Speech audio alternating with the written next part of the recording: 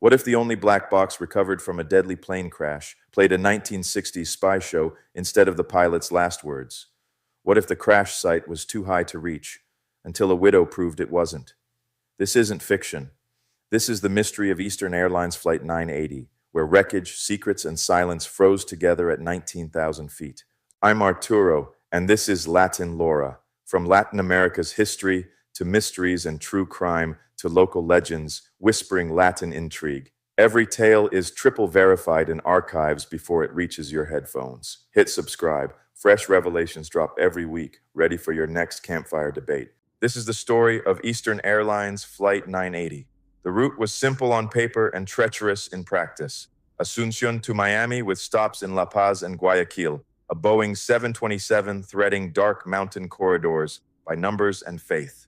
At 8:37 p.m., the crew informed La Paz El Alto that they expected to land at 8:47 and were cleared to descend from 25,000 to 18,000 feet. Minutes later, still in instruments-only darkness, the jet struck Mount Illimani, 29 souls, no survivors. The wreckage wrote a frozen text the world has never quite managed to read. By the rules, Annex 13 of the International Code, accidents belong to the place where they happen. The state of occurrence leads, others assist. This one belonged to Bolivia, and Bolivia took it. The United States sent help. The NTSB, Boeing engineers, Eastern Airlines safety personnel, and union pilots who knew the cockpit as well as a carpenter knows wood. Delegations flew into El Alto, the Sky City airport where even healthy lungs protest, and tried to choreograph an ascent into weather, altitude, and avalanche. But law and logistics do not bend for grief. The glacier waited. The families waited. The rumors learned to walk. Step into the control tower at La Paz in your mind. There is no radar painting a green bead on a scope that a controller can talk home. The equipment is old, an inheritance from a time when radios glowed and needles quivered, and you trusted what you could not see. An American air traffic expert would later call for a flight check of the nav aids. He would say the installation showed its age, the maintenance, its neglect. When the FAA eventually flew a specially equipped jet, the aides behaved like soldiers on inspection day, present in order on their best behavior. But a perfect check on a later afternoon does not tell you how they sang on the night a 727 carved silence into Illimani's snow. Mountain and instrument can both be actual. The aides might have been fine, and the hill was real. In the neat transcript we wish we had, the next chapter would be quick and merciful. Investigators climb, lift the cockpit voice recorder and flight data recorder. The black boxes painted a screaming orange, carry them down on strong backs, and turn magnetized tape into the last hour of human sound and numerical truth. The Andes do not deal in neat transcripts. 5 days after the crash, a helicopter nosed toward a cut in the snow shaped like the ghost of a wing. Avalanches snarled and thundered. Landing was impossible. Nearly a year would pass before the first sustained attempt on foot. The glacier kept its dead. It kept its secrets too, and yet the ice delivered a strange inventory. Not bodies, none visible, not recorders, none found. But debris spoke in an off-key chorus. Passports, oxygen masks, children's clothes, seat foam, and everywhere, reptile skins, caiman, crocodile, snake. In those days, the world wore the rainforest as a fashion statement. It paid smugglers to stitch the Amazon into handbags. It would not be the first time Eastern's name brushed against contraband. Within a year, U.S. authorities would indict a ring of Eastern employees for moving cocaine through Miami. Facts and rumors share an appetite. Each feeds the other. If a mountain throws back the ugly truth of black market hides, why not imagine the rest? Even inside the cockpit, unease gathered like rime. Captain Larry Campbell knew the Boeing 727, but not these jagged approaches by heart. La Paz would be his second landing there, the first without an instructor in the jump seat.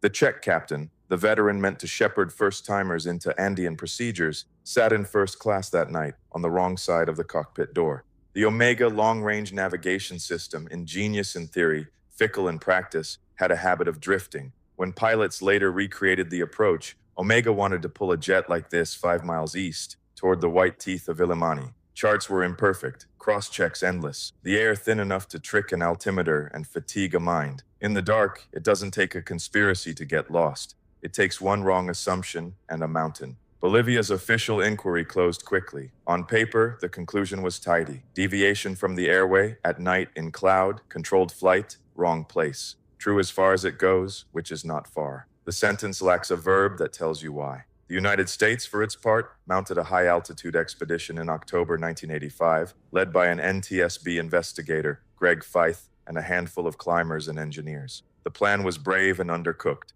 Supplies wandered to the wrong camp. Half the team succumbed to the thin sky. Feith reached the tail cone, the very place where the recorders should have been, and found only snow and the mountain's particular silence.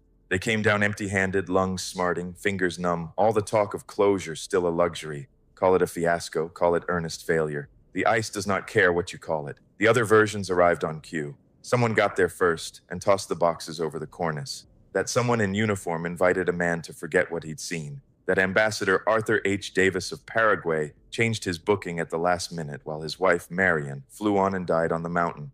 That 5 members of Paraguay's Madelon family sat in coach and became footnotes to a modern legend. Assassination, sabotage, a bomb to carve a hole in the hull, fling papers, people, and recorders into the void. It is a grammar we know too well. In this case, the line between documented fact and creative grief remains bright. We can name the dead. We cannot name a bomb. There is a chapter that belongs in epic poetry rather than a docket. 6 months after the crash, a widow strapped on crampons and climbed toward 19,000 feet. Her name was Judith Kelly. Her husband, William, directed the Peace Corps in Paraguay. If bureaucracies could be shamed by altitude, she shamed them. She trained, acclimatized, and hired the same guide who had first reached the site and carried a bundle of letters to the man the mountain had taken. Then she returned to the city below and, on national television, asked the question that should have been etched in brass. If I can do this, why can't you? If answers are up there, why is no one climbing? Her question did not solve the mystery. It did something quieter and more complicated. It erased forever the excuse that Illimani could not be reached by human will. Time went to work in its patient way. As the climate warmed and the Andean ice thinned like old paper, the mountain began to release its archive. In 2006, climbers discovered debris emerging from beneath the glacier. In 2016, 2 Americans, Dan Futrell and Isaac Stoner, read a line about an inaccessible crash site, shrugged at the word inaccessible, and went to look. What they found made the world sit forward. Engines, oxygen masks, fragments of orange metal, and a small spool of magnetic tape, plus a bracket stamped with the name everyone wanted and no one could promise. CKPTVORCDR. They carried their prizes out of Bolivia the way amateurs and lovers of truth often do, impatient with paperwork and hungry for certainty you can hold. For a week, hope had a pulse. Then the lab spoke. The NTSB said the orange shards were from recorder housings, but held no data. The tape was a Spanish-dubbed episode of I Spy, a relic of someone's past, not a cockpit's. The mountain had not coughed up a confession.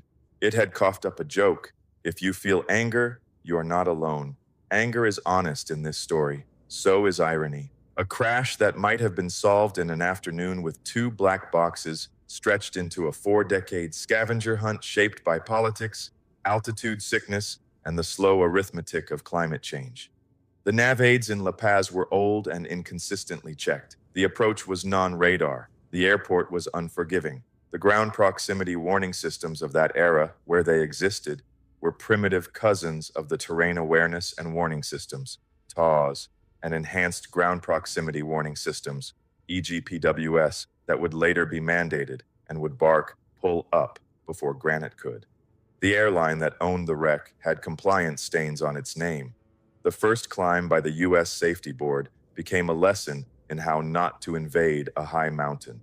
The Bolivian final report was a thin file closing a fat wound. If you find yourself muttering, "De que serve," under your breath, it means your heart hasn't turned to metal. And yet the Latin American ledger balances in a strange coin. On the credit side, a stubborn dignity, the widow who climbed, the Andean guides who went when asked and went again.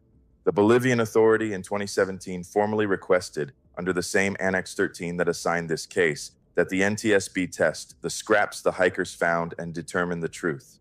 The engineers who turned this CFIT into a case study that sharpened warning logic around the world. Safety grows in rings like a tree. One crash feeds the sap of a later prevention. Even our unsolved tragedies do not die in vain. they harden into procedure.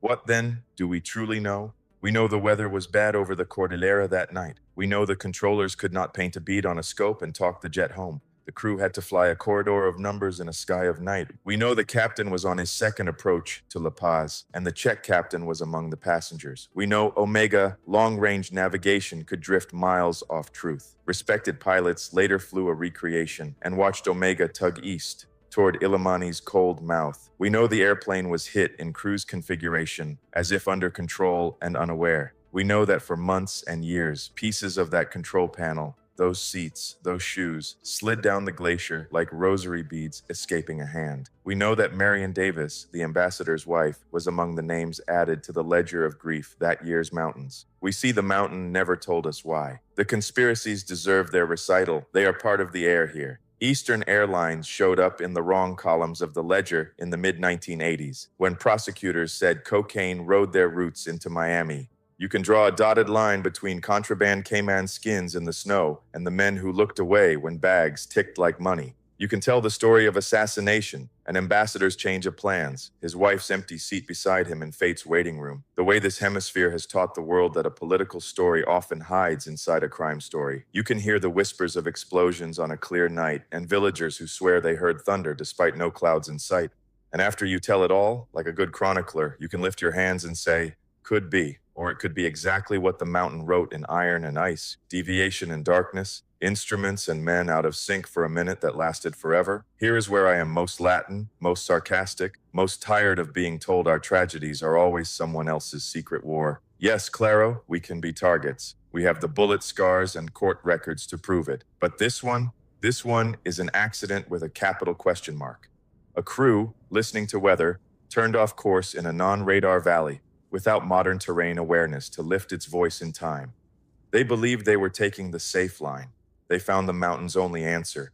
The case remains what it looked like on day one. Eastern Airlines Flight 980, a Boeing 727, controlled flight into terrain on a cold Andean night, nearly impossible to search, brutally easy to mythologize.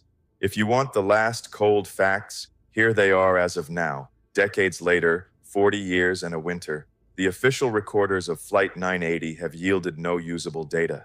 Bolivia retains the file. The American lab tests on hikers' finds found no voice, no parameters, only a stray television episode trapped in the wrong decade. Families still keep scrapbooks. Climbers still find orange shards and heartbreakingly sometimes bone.